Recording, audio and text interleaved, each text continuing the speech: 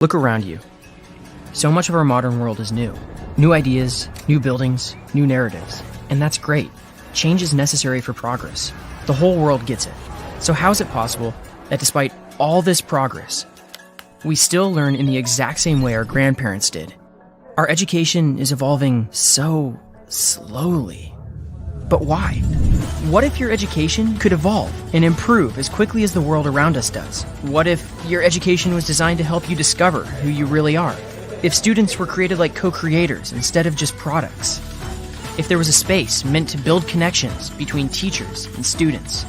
A place where safe space doesn't mean you'll be shielded by censorship. Where liberty isn't just what you learn, but how. Your education should keep up with the rest of the world. And now, it can.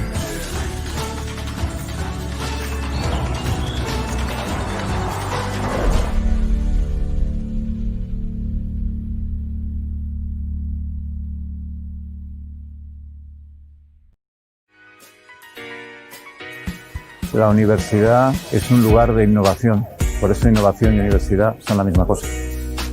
En Estudios Políticos y Relaciones Internacionales de la Universidad Francisco Marroquín, los estudiantes son los dueños de su proyecto académico.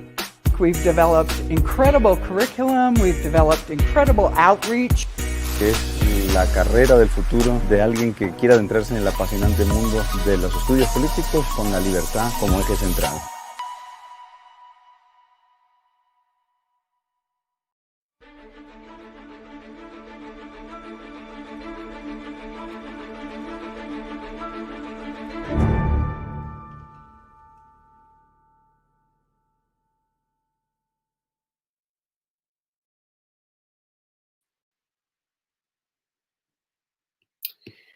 Buenas a todos, bienvenidos a esta UFN Talk organizada por el Instituto de Estudios Políticos y Relaciones Internacionales de la Universidad Francisco Marroquín. Hoy tengo el gusto de presentar a nuestro protagonista, que además de protagonista para esta tertulia, es gran amigo, ¿no? El profesor Olaf Dirkmaat.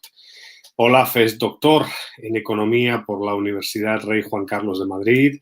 Siempre fue un apasionado de los mercados bursátiles y de la economía. Y en la actualidad, además de su trabajo como inversionista de fondos familiares, Olaf trabaja como profesor de Economía, Políticas Públicas y Mercadeo en nuestra querida Casa de la Libertad, en la Universidad Francisco Marroquín. Cofundador del UFM Market Trends, uno de los grandes think tanks centroamericanos para cuestiones económicas, ha cooperado también escribiendo e impartiendo conferencias y materias con el Centro para el Análisis de las Decisiones Públicas y con el Instituto de Estudios Políticos y Relaciones Internacionales, con el EPRI de la UFM, ¿no? Hoy precisamente hablaremos de su último trabajo escrito para CADEP, un texto de gran interés que lleva por título La tragedia de los comunes fiscales en Guatemala. Olaf, bienvenido a este UFM Talk. Y bueno, si quieres, la metodología para nuestros espectadores, pues es básicamente, yo te voy lanzando preguntas sobre ese interesante trabajo y vamos hilvanando un diálogo y a ver qué resulta de esta entretenida y amable conversación entre, repito, dos amigos, porque con Olaf hay años ya de amistad. Bienvenido, Olaf. Gracias por la introducción, Eduardo, muy amable. Ya sabes que tengo un gran cariño al CADEP y en particular al EPRI. Entonces es un gusto estar aquí presentando lo que es la esencia, ¿no?, del informe que pueden descargar en la web. Entonces, encantado y que arranquemos y que, por favor, el público participe lo más que quieran y que puedan. Efectivamente, quizás esas son las dos primeras recomendaciones, ¿no? La primera, que descarguen el informe, aquellos que no lo han descargado todavía, de la página web del Centro para el Análisis y las Decisiones Públicas de la Universidad Francisco Marroquín. El informe lleva por título La tragedia de los comunes fiscales en Guatemala. Y en segundo lugar, y para todos aquellos que nos ven, pues claramente enviar las preguntas por las distintas redes y espacios en los que estamos transmitiendo esta tertulia, ¿no? Y ya para entrar en materia y empezar a reflexionar sobre, bueno, el contenido del informe, las motivaciones que hay en el informe, porque hay varios temas, es un trabajo, la verdad, muy interesante. Quizás podemos empezar por el inicio, ¿no? Al final hay una reflexión sobre los impuestos que se pagan en Guatemala. Hay una pregunta que se lanza al lector sobre si en Guatemala pues, se pagan pocos impuestos o no. Y claro, quizás el primer pensamiento que nos viene a la cabeza cuando tocamos este tema tan polémico en un país como Guatemala es que se pagan pues pocos y que los indicadores del Banco Mundial y otras organizaciones dicen que deberían subirse y tal. ¿Qué piensas al respecto? ¿Qué has encontrado, no solo en esta investigación, sino en otras realizadas? Y bueno, ¿qué opiniones tienes sobre este tema? Sí, buenísimo. Obviamente el tema de impuestos me fascina. Yo creo que es una de las ramas más importantes en cuanto al desarrollo económico de un país. Entonces siempre me ha llamado la atención el caso de Guatemala, que supuestamente tienen pues impuestos bajos, un estado pequeño, a pesar de estos, digamos, características que las vemos muy favorables los liberales. No se ha levantado de la pobreza, ¿no? Entonces, primero quería comenzar con un mito, porque en realidad es lo que es un mito que el Estado guatemalteco es relativamente pequeño. En general, el dato que se usa y el dato que yo enseño en el informe, de hecho aquí tengo una gráfica, no sé si lo podemos enseñar un momento. Aquí tenemos la presión fiscal por país. ¿Cómo se calcula la presión fiscal? Pues se toman los ingresos tributarios, los ingresos fiscales de un país, y lo dividimos por el tamaño de la economía completa, que sería en este caso el Producto Interno Bruto. Sin embargo, aquí hay dos temas importantes. Claro, si tomamos estos dos variables, parece que el Estado de Guatemala es pequeño. Representa más o menos un 12.6% del Producto Interno Bruto, y ahí tenemos la media de la OCDE, que son los países desarrollados, que está en torno a 30. Tenemos Latinoamérica, que incluso la media latinoamericana está en torno al 20%. En fin, podría parecer que el Estado guatemalteco es pequeño. Sin embargo, dos anotaciones. El sector informal es realmente gigante en Guatemala, es de los más grandes incluso de la región.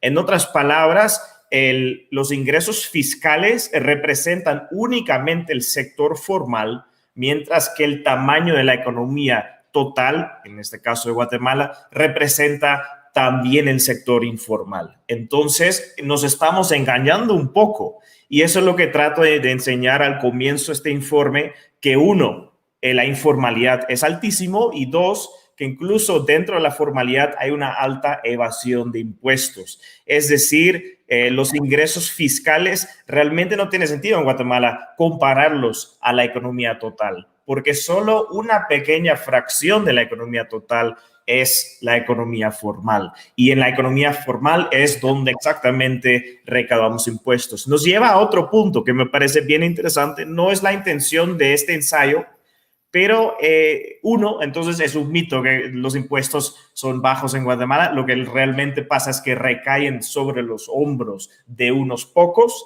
mientras que los demás no contribuyen a este común fiscal, a este bien común fiscal. Pero hay un segundo tema, y es que la configuración de los impuestos está muy mala en Guatemala. De hecho, hemos sacado unas gráficas que creo que nos salen en este informe, pero mostramos que el cargo tributario en Guatemala no recae sobre los hombros de las personas, sino de las empresas. En otras palabras, estamos castigando tanto las empresas y la actividad empresarial como la formación de capital.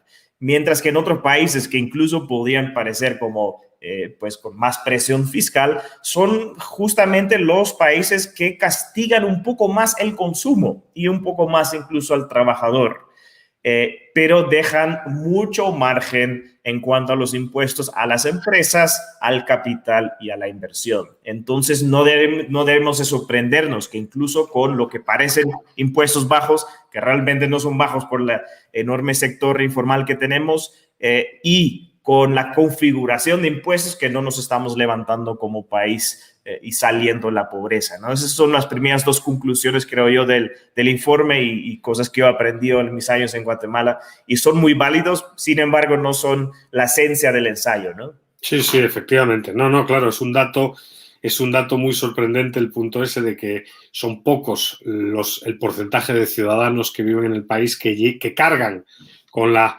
responsabilidad fiscal, ¿no? Es un dato, sin duda, interesante. Por ir entrando, además de este evidente problema fiscal, ¿qué incentivos posee el sistema, ¿no? Porque efectivamente hablas de máxima extracción de recursos y de evasión en partes del informe, ¿no?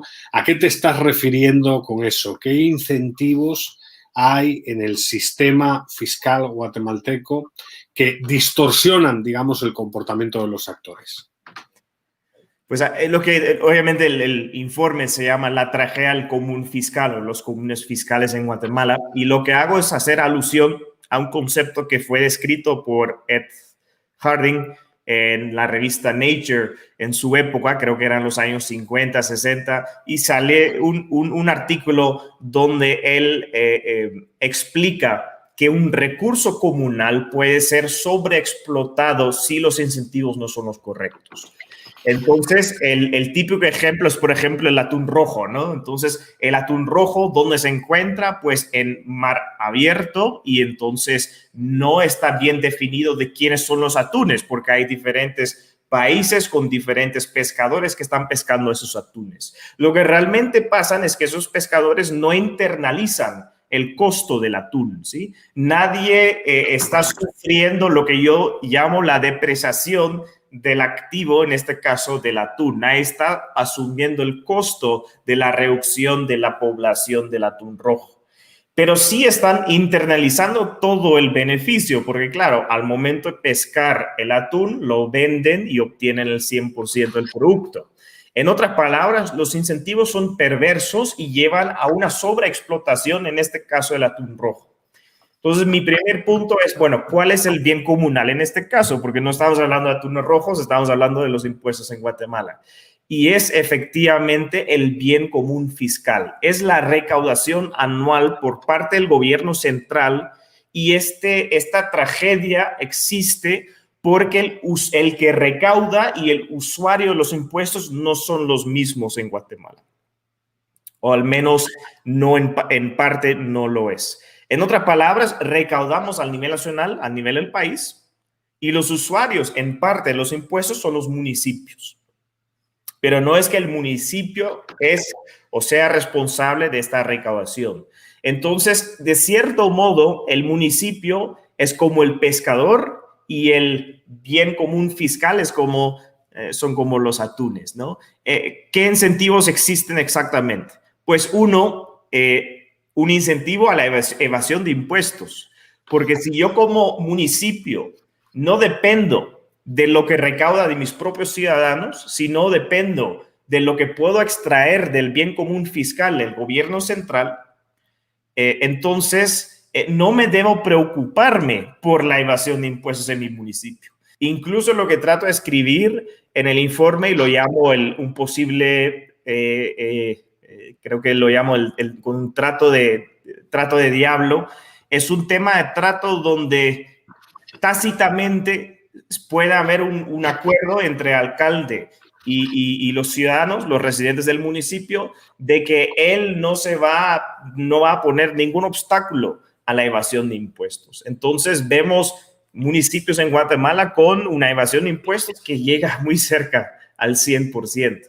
En otras palabras, un alcalde que estaría recaudando dinero de sus residentes directamente no podría hacer esto porque se quedaría sin fondos, sin ingresos. Sin embargo, como es el gobierno central que recauda y luego reparte, el municipio puede estar perfectamente bien, aunque los residentes todos están evadiendo impuestos. Entonces, uno es el tema de quién es el tributario, ¿no?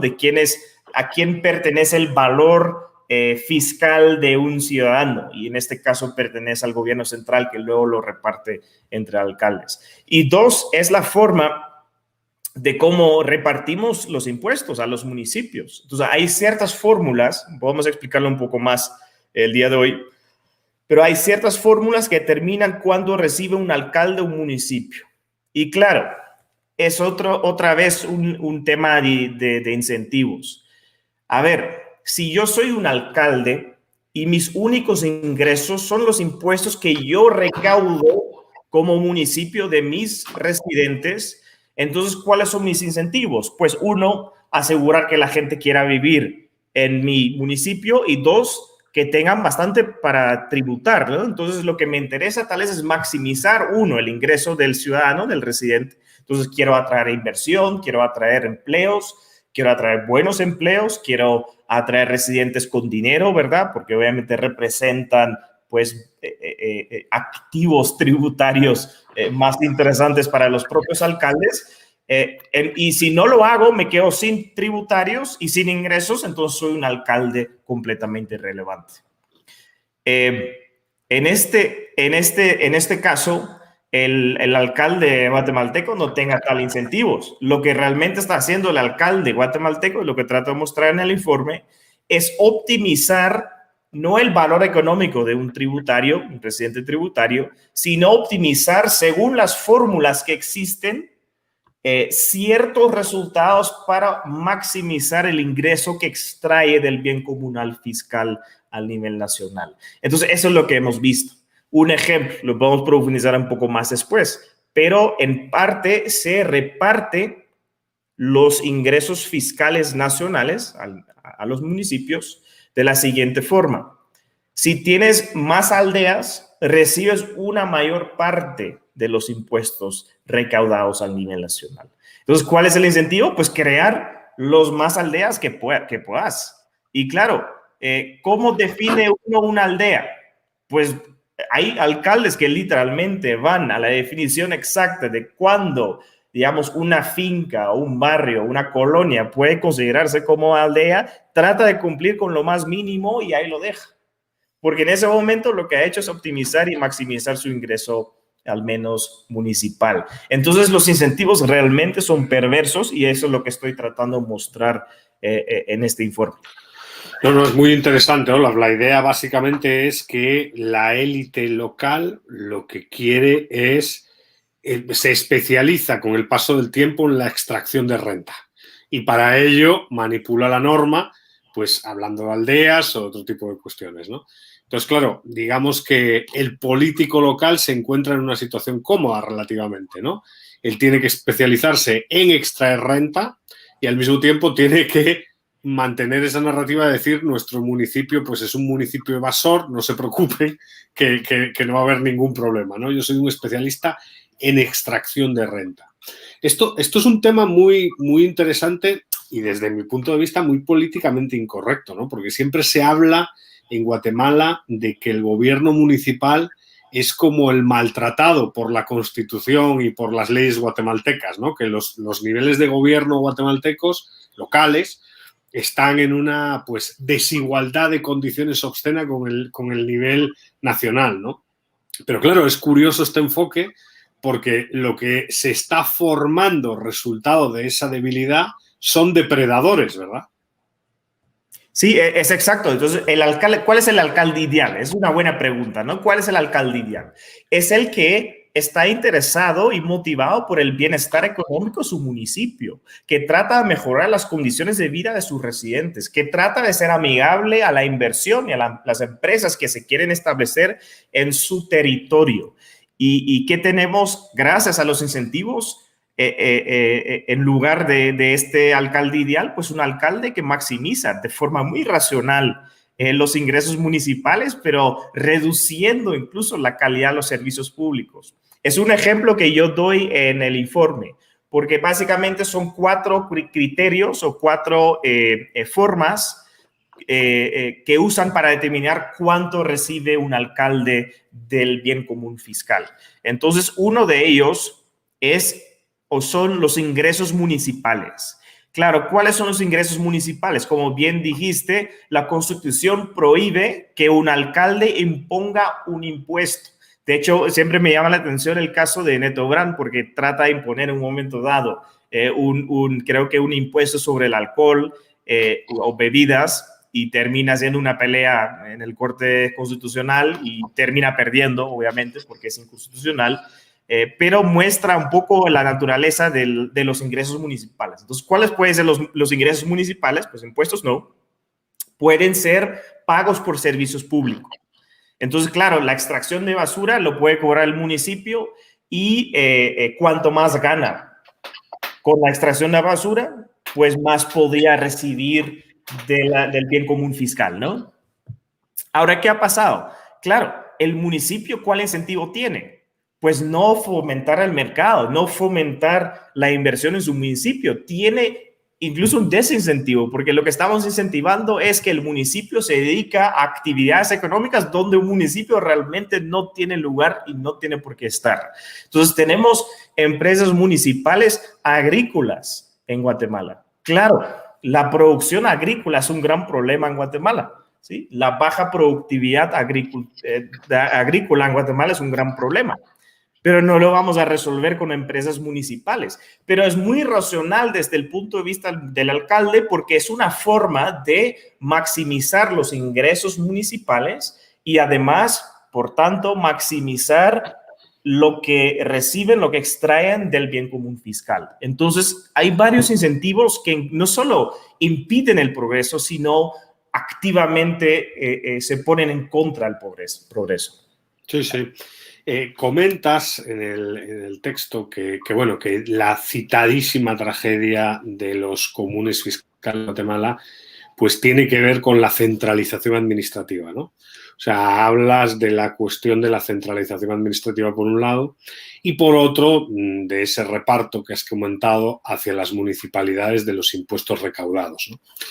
El tema de la descentralización administrativa en Guatemala es un tema que en el fondo se ha discutido bastante, ¿no? Hay una ley de descentralización en teoría, hay un código municipal en teoría, pero evidentemente hay muchos retos, ¿no? ¿Es la descentralización un instrumento clave para modificar esa estructura de incentivos y es prioritario a día de hoy en el país abrir un debate sobre esa cuestión? En definitivo, solo que yo tengo un problema con el término descentralización, tal como lo están usando en Guatemala. Descentralización no solo es descentralizar la provisión de servicios, en este caso municipales, ¿no? No solo es delegar y descentralizar, por ejemplo, la gestión de escuelas o de centros de salud. Eso es, digamos, el lado de el gasto público. Ahora, el problema es que no estamos descentralizando la parte de ingreso público. Entonces, es muy peligroso estar descentralizando los gastos públicos mientras mantengamos muy centralizados los ingresos fiscales. Un ejemplo, no debe ser la pregunta realmente que estamos contestando, ¿no? Es por qué Guatemala es un estado fallido. O sea, no lo podemos decir en voz alta, pero bueno, esa es básicamente la pregunta. Si tomamos un ejemplo de éxito, o al menos que muchos consideran de éxito, que sería Suiza. Suiza tiene un sistema descentralizado donde obviamente son los cantones que funcionan como una especie de departamentos equivalentes en Guatemala. Pero son los cantones tanto que se ocupan de la recaudación de impuestos como el gasto de ellos. Entonces, estamos descentralizando las dos cosas, el gasto público y el ingreso público. De hecho, nadie realmente sabe quién es el presidente de Suiza, ¿no? ¿Por qué? Porque el gobierno central realmente no tiene tanto poder, ni siquiera de imponer impuestos. En otras palabras, eso sería una descentralización correcta. Y lo que ha pasado en Guatemala en los últimos años es esta semántica, esta descentralización, pero únicamente el gasto, no del ingreso. Entonces, es un gran problema porque, estamos introduciendo muy humildemente un poco de competencia entre servicios públicos, que no está nada malo, pero probablemente es un 20% lo que realmente se tiene que hacer para que haya competencia no solo en cuanto a servicios públicos entre municipios, sino también en cuanto a costos impuestos municipales, otros temas económicos, ¿verdad? Regulaciones incluso. Entonces, si hablamos de descentralizar y vemos el debate de descentralización que hubo en Guatemala en los últimos años, realmente se está enfocando en una pequeñísima fracción de lo que realmente significa descentralización. Sí, es un tema, claro, efectivamente, al final aquí no se trata solo de descentralizar cómo gastas, se trata de descentralizar para que recaudes y para que busques, digamos, soluciones a los problemas locales existentes, ¿no? El punto es si, claro, en un país con una identidad tan marcadamente centralista como la guatemalteca, eso es posible a corto plazo, porque se requiere de cierto capital humano, administración pública. Hay unos retos ahí sin duda relevantes en cuanto a descentralización, pero bueno, yo estoy a favor de esa medida y creo que es más fácil aprender a ser responsable de tus gastos que a seguir pues participando de este sistema depredador, ¿no? Al final son los municipios los que, manipulando la ley, utilizan estrategias como objeto de depredar. En ese sentido, comentabas que había, bueno, pues por parte de los alcaldes y con base en la norma, el interés de aumentar las aldeas, ¿no? ¿Subyace el interés de crear municipios también? O sea, es decir, si una élite local quisiese, digamos, extraer rentas del centro, un buen instrumento para extraer esas rentas del centro sería hacer lobby ante el sistema para crear municipios, y quizás eso explique que, bueno, en los últimos 10, 15 años haya aumentado 10, 11 nuevas municipalidades en el país. ¿Lo ves así o ves que eso es algo pues alejado de la realidad? O sea, primero teóricamente, después podemos ir a los datos, ¿no? Yo creo que el usuario del bien común fiscal es el alcalde. Entonces, realmente un alcalde solo puede tener un municipio, por definición. Entonces, la creación de otro municipio realmente va en contra de los intereses de los alcaldes existentes. Entonces, lo que yo he visto es que incluso algunas aldeas que podrían ser un municipio en sí no terminan siéndolo. Y hay incentivos, de hecho, por parte del alcalde de mantener esas aldeas en el subdesarrollo, porque sería una amenaza si esa aldea tiene pretensiones de volverse un municipio en algún momento, ¿sí? Me va a afectar a mí en lo financiero. Entonces, hay incluso este incentivo perverso de que los alcaldes, cuando hay una aldea próspera, una aldea con potencial, si la ven, que incluso la frenan a veces para que no se crean nuevos municipios. Claro, han habido varios nuevos. De hecho, aquí no sé si podemos poner las gráficas otra vez. Aquí tengo el número de municipios en Guatemala en los últimos 3 años. Los datos siempre son una complicación en Guatemala, pero fuimos o agregamos básicamente 9 o 10 nuevos municipios en este tiempo. Yo creo que ha sido a pesar de los incentivos y no gracias a los incentivos. Entonces, claro, para ser claro, ¿cómo se reparte este bien común fiscal a los municipios? Pues un porcentaje simplemente va por cada municipio. Entonces, si tenemos 340 municipios, sería este botín dividido por 340 municipios. Yo creo que no estamos viendo una profilización de municipios porque van contra los intereses de los alcaldes existentes, ¿sí? Y yo creo que esto incluso puede frenar la creación de pues, municipios bastante prometedores en el futuro, que no sé si queremos arreglarlo o resolverlo. El segundo variable sería aldeas y caseríos. Entonces, cuanto más tienes, si yo tengo un municipio con 100 y todos los otros municipios solo tienen 1, entonces yo recibo gran parte de este flujo fiscal, ¿no? El tercero son los ingresos municipales, como acabo de explicar un poco antes. Y el cuarto era, no me recuerdo ahorita mismo, pero lo podemos ver más adelante. Pero entonces, el punto tal vez aquí es que no vemos una gran proliferación de los municipios. Y sí. Lo que acabo de mencionar. Y lo que sí vemos es que hubo un gran aumento en el número de aldeas y caseríos, ¿no? Entonces, fuimos en 10 años de 11,000 a más de 15,000 aldeas. Y eso es bastante más que el crecimiento poblacional, porque uno podría decir, bueno, es natural, ¿no? Que hay más aldeas porque estamos creciendo, pues, también el tamaño de la población guatemalteca. Y aquí vemos la caída, que es más interesante aún, de 2015 a 2018, donde se anulan más o menos 2.000 aldeas, y es porque el INE empieza a usar otros métodos para verificar si esas aldeas realmente existen. Entonces, tenemos casos de alcaldes que literalmente inventaban, sí, es un fraude flagrante, pero inventaban aldeas que realmente no existían.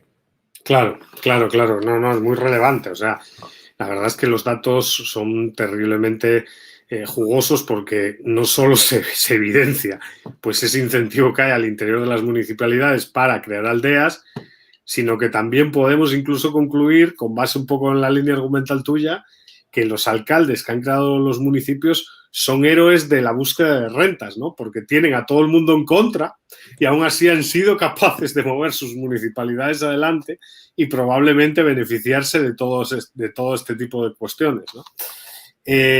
Así como un tema que claro, es una pregunta inevitable, ¿no?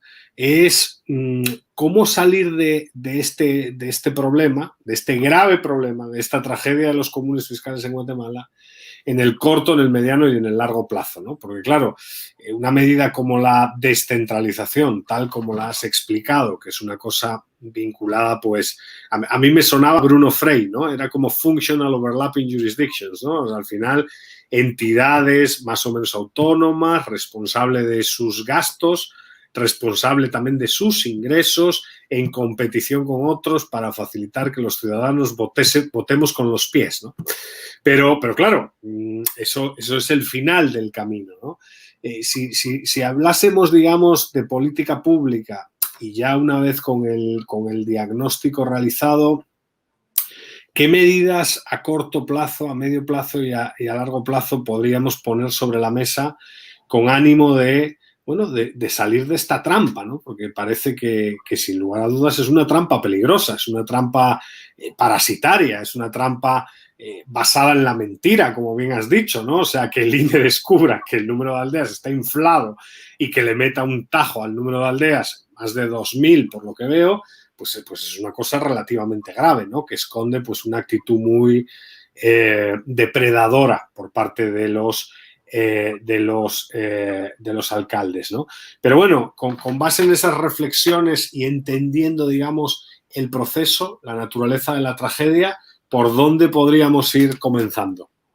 Sí, lo más importante, la clave es eliminar esta asimetría entre ingresos, por gasto e ingresos, ¿no? Entonces, mientras que los ingresos del municipio simplemente vienen de un bien común fiscal y ellos lo terminan gastando de forma descentralizada, lo que realmente tenemos que hacer es eliminar como sea esta asimetría entre las dos cosas. Tiene que ser el que recauda, el que gasta.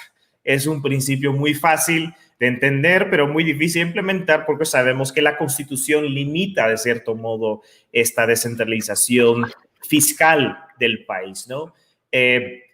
Hay varias soluciones pragmáticas, ¿no? Tal como el INE trató de sacar los fraudes más flagrantes, y esto tal vez es interesante porque, claro, tú puedes eliminar técnicamente los municipios que están creando aldeas falsas, ¿no? Entonces los puedes agarrar, tal vez usas un método de topografía para ver si realmente existen, imágenes de satélite, etcétera, y puedes reducir el fraude flagrante. Lo que realmente ocurre es que obviamente los incentivos siguen siendo los mismos. Entonces, los municipios que no cometen fraude al menos están maximizando variables que realmente no deberían de estar maximizando para el bienestar del ciudadano guatemalteco. Una forma de reducir esta asimetría sería literalmente castigar municipios por la evasión de impuestos y la informalidad que tengan. Entonces, si yo estoy repartiendo 1.000.000 de quetzales a un municipio, porque eso es lo que le pertenece según la fórmula, pero el 100% no está pagando pues nada de impuestos, eso es algo que la SAT obviamente tendría que reportar, pues en ese momento tal vez hay que castigar al lado del ingreso. Tienes que decir, mira, esos 1.000.000 o ese millón de quetzales que te pertenece según la fórmula, realmente no lo mereces. Entonces vamos a aplicar un castigo y te vamos a reducir un 50% tus ingresos según la evasión de impuestos que nosotros observamos en tu municipio. Esto crea mejores incentivos porque ahora al menos el alcalde tiene pues el incentivo de tratar de luchar desde abajo para arriba la evasión de impuestos, ¿sí? Entonces puede exigir facturas de todos sus residentes, podría tratar de mejorar el cumplimiento tributario de sus residentes, podría tener incentivos de reducir la empresa informal en sus municipios. Entonces, eso sería una forma muy pragmática que podemos hacer relativamente fácil y rápido, tanto en implementación como en el tema legislativo. Luego, la solución más bonita, y eso es lo que históricamente se usó en el mundo para evitar esta decisión de poder, ese poder de decisión centralizado. Entonces, en muchos casos tenemos países sumamente centralizados, tal como Guatemala, donde el mando es completamente centralizado y donde es súper complicado hacer las reformas económicas necesarias para que salgamos adelante, ¿no? En esos casos, lo que ha sido muy exitoso son las zonas libres. Un buen ejemplo es China. Entonces, el primer ministro de Singapur, un señor que se llama Lee, que escribió un libro de 700 páginas, es una recomendación a cualquier alumno de estudios políticos, cualquier estudiante en realidad de estudios políticos, que debe ser literatura obligatoria, porque es uno de los países históricamente más exitosos del mundo. Y ese señor explica que llega en el 79, Xiaoping, que era el líder chino en ese momento, eso fue después de Mao, después de que el comunismo había fracasado por completo, y ve que Singapur está prosperando. Entonces regresa a China y lo que establece son 6 zonas económicas libres, una siendo probablemente la más conocida, que es la de Shenzhen. Entonces, en el 1980 termina convirtiendo una aldea, un pueblo de 60,000 personas, un par de pescadores, un taxi en todo el pueblo, lo termina convirtiendo en la mayor el milagro económico más grande de la historia, ¿no? Porque Shenzhen se fue literalmente de un lugar mucho más pobre que Guatemala, incluso a una de las ciudades y lugares del mundo pues más prósperos, con más actividad empresarial y mayor aumento en las rentas per cápita. Entonces, eso es una forma de tomar un atajo, evitar todos los dolores de cabeza que tienes a nivel nacional y permitir ciertos experimentos locales donde esta zona libre tiene tanto el poder de recaudar, es decir, se hace responsable de sus propios ingresos, y 2, tiene todo el dinero y todos los ingresos fiscales según ellos quieran gastar. Claro, un porcentaje va al gobierno, ¿no? Como un tributo. Pero realmente gran parte de lo que recauda la propia zona libre, lo que ingresa a la zona libre, puede gastarlo libremente. Entonces, quitamos la asimetría que existe antes. Ahora, todo lo que cobra la zona libre puede gastarlo, y nada más y nada menos. No recibe ningún, digamos, aporte del gobierno central. Y eso es lo que termina quitando esta tragedia a los comunes fiscales y además generando los incentivos correctos por parte de la administración de la zona libre. De repente tiene incentivos de atraer inversión, de asegurar que las mejores empresas estén en su zona, que las condiciones fiscales son las más óptimas, que la infraestructura pública es la mejor y la más nítida de todos, que se cumple con todos los requisitos que debe tener una zona para atraer extranjeros, trabajadores extranjeros e inversores extranjeros. Entonces, es un reset de los incentivos y es un reset de la asimetría que existe actualmente entre los municipios guatemaltecos y el gobierno nacional. No, me parece, Olaf, la verdad, súper interesante la solución, ¿no? Porque, honestamente, a mí, digamos, todo el diagnóstico que aparece en el texto es excelente, ¿no? Es súper interesante, además es de rápida y fácil lectura, da gusto enfrentarse al texto. Pero a nivel, digamos, administrativo, es cierto que, claro, Guatemala es un país muy hostil a la descentralización, ¿no? Y que yo estoy convencido que si hubiese una apuesta por la descentralización así, pues, radical, un cierto consenso a nivel legislativo y tal para modificar la norma y tal, muchos municipios se quejarían de incapacidad, de que no tenemos capital humano para afrontar el reto, todo este tipo de cosas.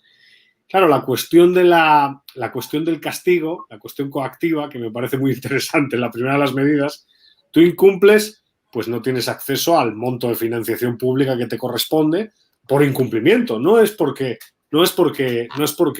seamos injustos contigo, es porque hay un baremo y ese baremo puede ser alto, ¿no? Si evades el 100% de los impuestos, pues a lo mejor es evidente que te tengamos que castigar. A lo mejor podemos ir poniéndose baremo en el 95% e ir bajándolo progresivamente. Pero es que, claro, la cuestión de la zona libre a mí me interesa sobremanera porque lo veo muy viable a corto plazo. Uno, hay experiencias ya en otros países, como me has dicho, el tema de Shenzhen, el tema de otros países que tienen zonas libres, incluso, bueno, zonas libres en cualquiera de sus formatos, ¿no? Porque no todas son iguales, ¿no? Por ejemplo, me viene a la mente que Canarias, como comunidad autónoma, tiene privilegios fiscales en España de todo tipo, ¿no? Pero es una solución muy viable porque, uno, es de abajo arriba, la podría solicitar el municipio. El municipio podría decir, voy a intentar ser responsable de mi futuro. El gobierno tendría que preocuparse solamente de flexibilizar la creación de estas zonas libres y probablemente, por un efecto comparación, las primeras que surgiesen, probablemente en el Pacífico o en el Caribe, por la cuestión portuaria y tal, tendrían un éxito brutal, ¿no? Que generaría a lo mejor un efecto dominó. Y eso sí es un instrumento, a nivel teórico, muy viable para motivar esto, ¿no? Es quizás lo más interesante en ese sentido. Sí, de hecho, ya existe, ¿no? Tenemos las zonas francas en Guatemala y tenemos la zona libre de Santo Tomás de Castilla. Entonces, tenemos dos leyes, una ley de zonas francas y una ley SOLIC, que más o menos tiene el mismo propósito, pero claro, la implementación es clave. Hay muchos fracasos también en el mundo de zonas libres. Hay pocos casos de éxito, que serían Dubái, Shenzhen, China, ¿cuáles más tenemos? Algunos más, pero son pocos, ¿no? Los casos de éxito. Y hay muchos casos de fracaso. Olaf, ¿Colón es una zona libre? Por preguntar. Sí, ¿La de Panamá? Libre, pero tampoco tiene el alcance que tiene, por ejemplo, las zonas libres en Dubái y en Shenzhen, ¿no? Miren, las restricciones que existen sobre las zonas francas en Guatemala, por ejemplo, son de tal forma que realmente no puede prosperar nada nuevo en estas zonas. En otras palabras, yo no, por ejemplo, puedo producir y exportar o vender domésticamente. Entonces hay muchas restricciones de esta forma. Entonces lo que termina siendo es un territorio muy reducido, porque es otro problema, incluso el problema de Colón, probablemente que no hay expansión del territorio, no es posible la expansión del territorio, pero entonces las zonas libres tienen tantas restricciones que realmente no tiene el sentido y no agarra la fuerza que han agarrado, por ejemplo, en China. Necesitamos autonomía completa, básicamente. Tenemos que permitir que en esta zona, que además se podría expandir al futuro, pueden crear legislación desde cero, sin intervención desde arriba. Es decir, miren, ustedes acá pueden hacer más o menos lo que ustedes quieran, ¿sí? Nosotros no te vamos a decir qué sí y qué no puedes hacer. Si tomamos la lista de actividades económicas que son prohibidas en las zonas francas, pues no cabe en la pantalla, literalmente. Nosotros lo tenemos en el informe, hay tantas... Difícilmente se le puede llamar una zona libre, ¿no? Que carece completamente de sentido. Y lo comparamos con una zona libre en China y no hay ninguna de estas restricciones, ¿sí? Ninguna. Claro. La idea entonces sería que el gobierno central, y aquí esta sí es una responsabilidad del gobierno central, contribuyese a una literal liberalización de la zona franca y de la zona libre, ¿no? Creando una nueva figura política, o flexibilizando la herramienta jurídica que ya existe, haciéndola más abierta y dando más libertad con ello a las comunidades locales, ¿no? Por ahí habría que ir. Y lo que no tenemos que hacer es simplemente dar un par de privilegios tributarios para que lleguen las empresas que ya existen, que ya están produciendo en Guatemala, que se pongan ahí únicamente para aprovecharse de la ventaja tributaria. Claro, es clave que la zona libre tiene libertad en determinar cuáles impuestos hay y cuáles son los niveles de impuestos.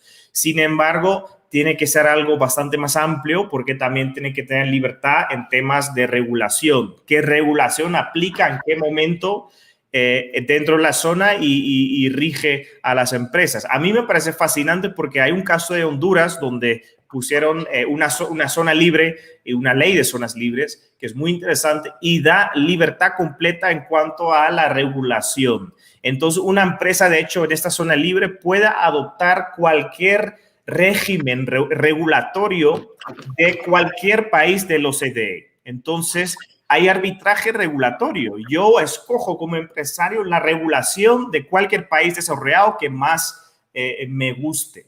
Y entonces, esta apertura, esta liberalización, tanto en materia fiscal como en materia regulatoria, es lo que termina impulsando y terminando haciendo un éxito de una zona libre, ¿no?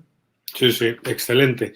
Bueno, pues ya siendo y 46, vamos a pasar a las preguntas del público, vamos a pasar a redes, porque sí es cierto que han llegado algunas preguntas. Gracias a todos los que nos ven y lanzan preguntas a la mesa, este diálogo con Olaf Dirkmark. Y la primera pregunta viene de YouTube, es de Leonel Morales, y básicamente dice, es una reflexión sobre la cuestión fiscal. Si hay tanta informalidad, más bien habría que preguntar por qué existe esta, ¿no? Parece que es mejor y más barato ser informal.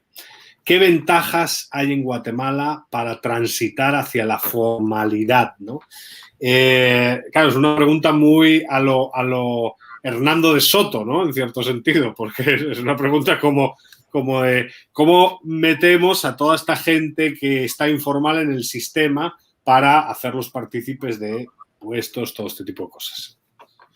Sí, de hecho, hay un tema ahí, obviamente, salario mínimo. Entonces, tenemos un salario mínimo único para toda la nación y lo que termina impulsando es la informalidad. Entonces, tenemos ciertos obstáculos. Pero si hablamos de descentralización, es cabal uno de los temas que debe ser considerado en la descentralización.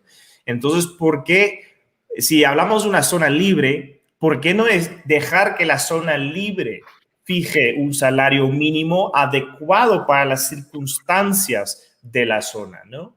Entonces, tenemos tal vez incluso competencia entre diferentes regiones en Guatemala en cuanto al salario mínimo. Pero el hecho de que tengamos uno solo y además centralizado, al menos es que el ministerio, bueno, la presidencia que realmente rige el salario mínimo en cualquier año, entonces tenemos un grave problema que puede causar más informalidad. Pero ahí tenemos que ser un poco, distinguir un poco entre la informalidad tipo el trabajador que no tiene un contrato laboral y recibe menos que el salario mínimo legal y la informalidad tipo evasión de impuestos. La evasión de impuestos son otros jugadores, son otros agentes económicos, son otros tipos de informales, ¿no? De hecho, el típico informal sería un narcotraficante porque no puede hacerse legal por razones, porque está prohibido, ¿no?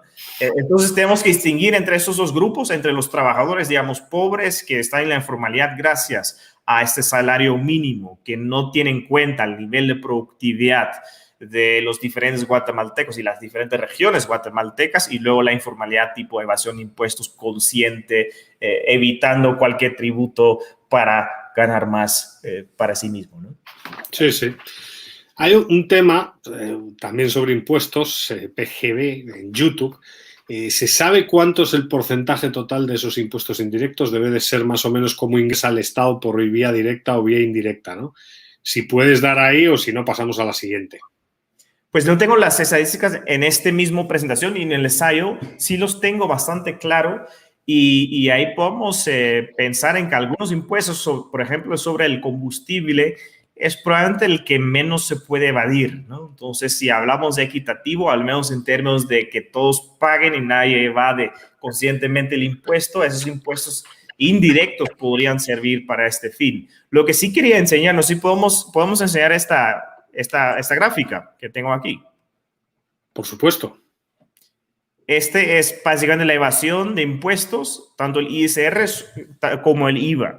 Entonces vemos que hubo un cambio en el sistema tributario en 2012 y ahí todavía teníamos un incumplimiento del IVA de un 25% y subió hasta 40%. Esos son números verdaderamente destrozosos y son datos de la SAT y el Ministerio de Finanzas. Pero también hay incumplimiento ISR, ¿no? Y ahí está obviamente el sector informal, tanto los trabajadores, el ISR sobre la renta personal y luego las rentas corporativas, ¿no? Que puede ser empresas informales o incluso empresas formales evadiendo impuestos conscientemente. Y estamos a 80% de incumplimiento. En otras palabras, claro, parece que Guatemala tiene poco cargo tributario, porque lo que realmente está pasando es que esta evasión de impuestos es gigante. Claro, claro. Muy interesante. Hay una pregunta que viene de Facebook, de Chris, que básicamente dice ¿cuál es la mayor barrera para hacer una reforma tributaria y reducir impuestos en el país, ¿no? Porque quizás es otro tema que no es el objeto central del estudio, pero es un tema en el que tú te sientes cómodo también hablando y es una cuestión analítica de public choice total, ¿no? ¿Cuál es el mayor escollo para la reforma, ¿no? A día de hoy? El mayor problema. Si somos honestos, hay un problema aquí también, porque los alcaldes son un grupo de interés que tiene un beneficio directo de la recaudación de impuestos. Entonces, y ellos reciben un porcentaje fijo de los ingresos fiscales. Entonces, ¿qué pasa si terminamos bajando los impuestos? Pues tenemos 340 alcaldes en contra. Entonces, en cuanto a public choice, bajar los impuestos va a ser sumamente difícil. Ahora tampoco me parece lo más lógico descapitalizar el gobierno, ¿sí? Yo sí soy liberal un 100%, pero podemos admitir que lo que realmente se tiene que cambiar es la configuración. ¿A quiénes cobramos impuestos y en qué medida podemos descentralizar esta recaudación de impuestos y la imposición de impuestos, ¿no? Y yo creo que en ese ámbito hay mejores chances. Entonces yo sé que, por ejemplo, el IVA es casi como un impuesto que no se puede tocar, que es medio sagrado, que no lo puede subir nunca. Pero si puede resolver el tema de evasión, de incumplimiento, la evasión de IVA, tiene sentido incluso subir el IVA y reducir el ISR. Eso tendría más o menos sentido. Y eso sí se puede vender políticamente porque no reduce y afecta directamente a los 340 alcaldes que tengamos. Entonces hay que pensar, si hablamos de public choice, tenemos que pensar en cuáles son los intereses de los alcaldes y de hecho hace un mes o 2 meses creo que pidieron un aumento del IVA del cual todo iba a ir supuestamente a los municipios, no lo lograron pasar, pero obviamente ahí está el incentivo y los intereses de los diferentes alcaldes. Yo en lo personal no me pelearía con 340 alcaldes. Yo creo que hay mejores formas de hacer una reforma un poco más sensata y yo me enfocaría mucho en reducir esos incumplimientos. Entonces podemos cambiar el sistema tributario para que haya más incentivos a exigir factura, a que las empresas no pueden hacer arbitraje tributario, para que tengan su administración en orden, para que haya uso de facturas electrónicas. O sea, hay bastante que podemos hacer para reducir estos incumplimientos y en el proceso también podemos realizar un cambio en la configuración de impuestos, gravar más el consumo y menos la inversión y la formación de capital. Sí, sí. Muchas gracias, Olaf. Hay una pregunta de Nelson, nos viene de YouTube, que la verdad es sobre la competencia institucional. ¿Podrías explicar un poco más sobre qué es competencia institucional y cómo entender esa noción? Sí, claro. Imaginemos el caso ideal de Estados Unidos o de Europa, ¿sí? Entonces, la Unión Europea, ¿cuál era el incentivo primero? Pues crear un mercado común y que cada país competía uno con el otro en cuanto a regulaciones como a tarifas impuestos y las diferentes tarifas de impuestos que pueden existir, ¿no? Entonces, claro, ¿qué pasa, por ejemplo, y eso pasó de hecho, qué pasa cuando Francia tiene un ISR sobre utilidades de 25%, 30%, Irlanda tiene uno de 12.5%? ¿Qué termina pasando? Pues las empresas se van de Francia a Irlanda. Claro, entonces los franceses empiezan a quejar, pero pueden quejarse de lo que quieran. Lo que terminan haciendo es bajar los impuestos también para al menos recuperar parte de los que han ido a Irlanda. Lo mismo con el ISR sobre el trabajo. Yo me recuerdo muy bien que el gobierno francés también quería imponer una tarifa marginal sobre el ingreso personal de 90%. Ahora bien, ¿a quién le estaba afectando? A los futbolistas. Entonces, Ibrahimovic ganaba millones de euros en Paris Saint-Germain en ese año. Y claro, enfrentado con un impuesto marginal del 90%, dijo, yo no voy a jugar en Francia. Entonces, claro, terminas matando la gallina que da el huevo de oro, ¿no? En otras palabras, esto es cabal esta competencia institucional entre diferentes territorios en cuanto a impuestos y en cuanto a regulaciones. Y las empresas, el capital y las oportunidades laborales se trasladan a los territorios donde mejor sean tratados. Y si podemos crear un poco esta dinámica que ha sido o ha convertido a Estados Unidos a un país tan exitoso en términos históricos, si podemos aplicar un par de esos principios e introducir ese tipo de competencia institucional dentro de Guatemala, eso sería el ideal de los mundos, ¿no? Pues sobre esta cuestión de la competencia, hay otra pregunta de Fernando Santos en YouTube. ¿Impulsaría mejor esa economía, una zona de libre comercio dentro de Guatemala? ¿O la idea es también que la frontera esté abierta con los vecinos, ¿no? O sea, la idea es como una especie de región abierta no solo hacia Guatemala, sino hacia el mundo, o solo hacia Guatemala. Es ese comentario que nos viene de Fernando Santos y que obviamente agradecemos desde aquí. Pues no sé qué opinas tú, Edu, pero yo veo algo hay un deseo, ¿no? Por algunos grupos en Guatemala de abrir y crear un Centroamérica que parece un poco a la Unión Europea, donde tenemos un mercado común, donde tenemos tal vez regulaciones en común, donde hay menos problemas y ineficiencias en las fronteras, donde incluso podemos eliminar las aduanas, ¿no? Entonces, eso es muy noble, pero yo creo que estamos hablando con los socios equivocados. Yo creo que no hay voluntad política para tal proyecto. Y aunque parezca que hay voluntad, creo que termina siendo una trampa. Entonces, yo me acuerdo también de Singapur, que tenía los vecinos Indonesia y tenía de vecino Malasia, y decidió enfocarse no en ellos dos, sino decidió enfocarse en donde hay capital. Y donde había capital en esos momentos era el Reino Británico, el Reino Unido, Holanda y luego Estados Unidos y Japón. Entonces se abrieron al mundo, pero a otras regiones donde hay más capital, más oportunidades y donde uno tal vez se puede fiar más de un resultado concreto, ¿no? Entonces yo creo que esos proyectos de unificar Centroamérica son muy nobles, pero los veo poco realistas en términos políticos. Luego las zonas libres en realidad no deberían de pertenecer a algún país. Yo creo que las administraciones, zonas libres más eficientes, que muchos casos han mostrado que las zonas libres más eficientes son las que tienen una administración privada. En Dubái es curioso, en Dubái hay como más de 20 zonas libres, pero realmente solo hay 3 autoridades que administran estas zonas. Y son las que han ganado, digamos, la competencia, que han mostrado ser las más eficientes y por tanto tiene pues mayor parte del mercado de zonas libres, ¿no? En otras palabras, yo incluso creo que puede ser algo que no lo vinculamos a un país concreto, sino que la administración de una zona libre puede ser incluso privada. Hablamos de empresas o similar, ¿verdad?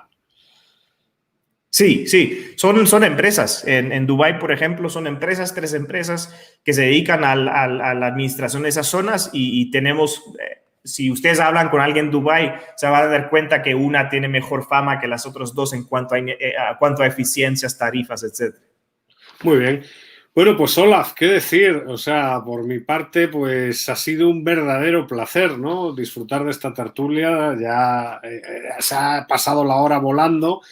Las preguntas que nos quedan pendientes, pues pido disculpas a los telespectadores. Quizás para futuros encuentros con Olaf podemos discutir y seguir discutiendo sobre informalidad, descentralización, fiscalidad en Guatemala, incentivos perversos de la norma, etcétera, ¿no?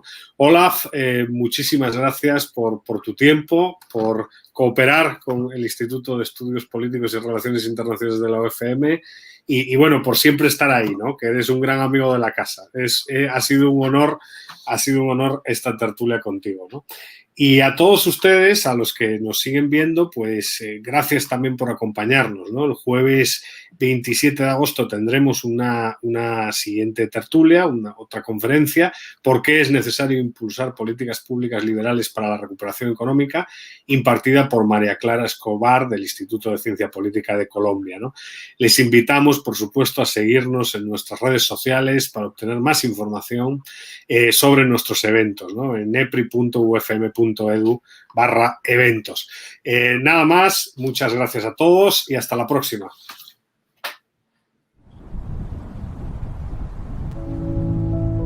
Antigua is such an amazing, special place. An absolutely beautiful location. We're outside in nature.